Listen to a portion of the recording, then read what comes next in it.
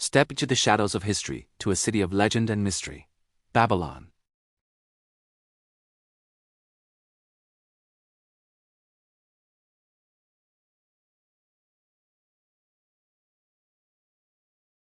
To the Babylonians, the divine wasn't a distant concept. It was woven into the very fabric of daily life in every harvest, every birth, and every turning of the seasons.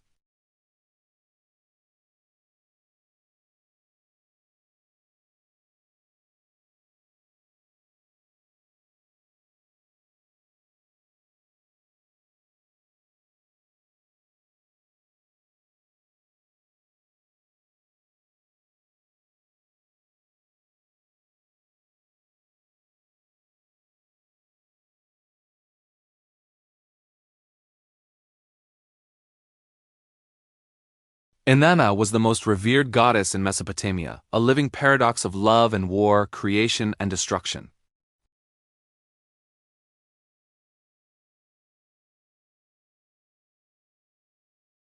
For them, fertility was the engine of the cosmos.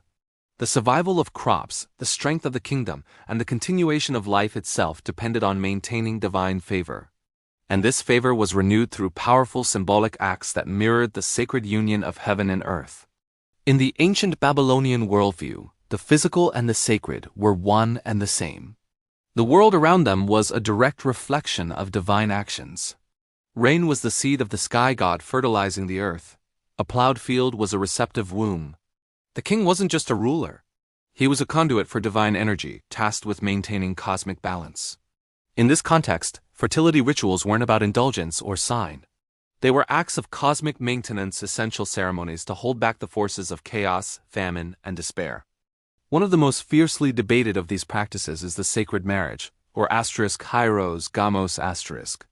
This ceremony was a ritual reenactment of the union between the goddess Inanna and her consort, the shepherd god Dumuzi. Ancient texts describe how, during great celebrations like the New Year festival, this divine marriage was performed to guarantee a year of abundance and prosperity. The king would take on the role of Dumuzi, and the high priestess would embody Inanna. Their union was not a private act but a public spectacle, surrounded by sacred poetry, music, and celebration. Cuneiform hymns paint a vivid picture of this ritual, using rich symbolic language. The goddess invites her beloved, a sacred bed is prepared, and the land itself rejoices in their union. These texts are profoundly metaphorical, designed to invoke the power of fertility, not to provide a literal graphic description. The goal was never personal pleasure, but the renewal of the divine bond that sustained the world. The ritual confirmed the king's divine right to rule, secured the goddess's blessing, and stabilized the cosmos for another year. So where did the scandalous reputation come from?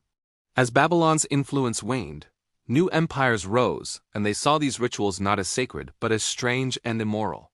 The Greek historian Herodotus wrote sensationalized accounts of Babylonian customs, claiming that women were forced to offer themselves to strangers in temple precincts. But modern scholars now believe these stories were deeply biased, filtered through a Greek lens that misunderstood and exaggerated foreign practices. Herodotus likely never witnessed these events himself, relying on secondhand tales colored by cultural prejudice. Later, with the rise of monotheistic faiths, Babylon was transformed into a powerful symbol of moral decay. In the Bible, Babylon is not a complex civilization but a metaphor for sin and idolatry. The Book of Revelation sealed this image for eternity with the figure of the whore of Babylon, twisting ancient fertility symbolism into an emblem of spiritual corruption. This wasn't history, it was ideological warfare. By demonizing Babylon, emerging religions could establish their own moral superiority and erase competing worldviews. Archaeology tells a different story. While we have plenty of records of priestesses and temple workers, there is no solid evidence for the kind of institutionalized, sacred prostitution described by later critics. In fact, women associated with temples often held highly respected positions as administrators, musicians, healers, and ritual experts. The confusion often comes down to mistranslation. Ancient words related to ritual service, blessing, and fertility have been incorrectly interpreted over the centuries as referring to sexual acts. Mesopotamian religious language was deeply poetic and metaphorical. Sexual imagery was a way to talk about cosmic creation, not a literal instruction manual. The modern obsession with the scandalous aspects of these rituals says more about our own society, as complicated relationship with sexuality than it does about ancient Babylon. When the sacred marriage did take place, it was a rare, highly controlled, and elite ceremony. The priestess chosen to embody Inanna was a woman of immense status, sometimes even a member of the royal family, trained in ritual purity and performance. The king's participation wasn't about personal gratification. It was about binding his political power to a divine mandate. As power shifted from Babylon to Persia, Greece, and Rome, and eventually to Christian Europe, the memory of these rituals became a threat. They represented a world where sexuality could be sacred, not shameful, where female divinity held immense power, and where the body was a vessel for the divine. To build new moral orders based on patriarchal control and spiritual purity, these older ideas had to be suppressed. The erasure was systematic. Temples were destroyed or converted. Sacred texts were selectively copied or left to crumble into dust. Ancient myths were rewritten, their original meanings twisted by hostile narrators.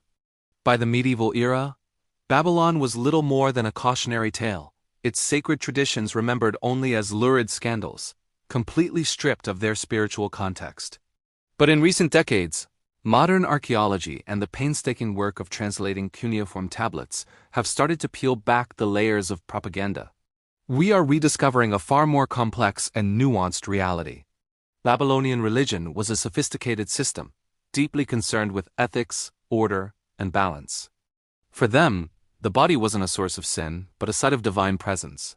Understanding this history forces us to question our own assumptions about how we define purity, how power rewrites the past, and who gets to write history in the first place. Babylon's sacred rites weren't erased because they were immoral.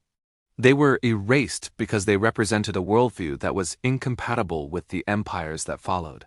Today, the story of Babylon's sacred rituals survives in fragments in hymns carved on clay, poems saved by chance, and myths that echo across cultures. They tell of a time when the divine was intimate, when life's creative forces were embraced, and when the sacred was found within the human experience, not outside of it. The attempt to erase this memory ultimately failed. Though distorted and misunderstood, its echoes remain. They were about life itself, about creation, continuity, and the fragile order that every civilization struggles to build against the tide of chaos.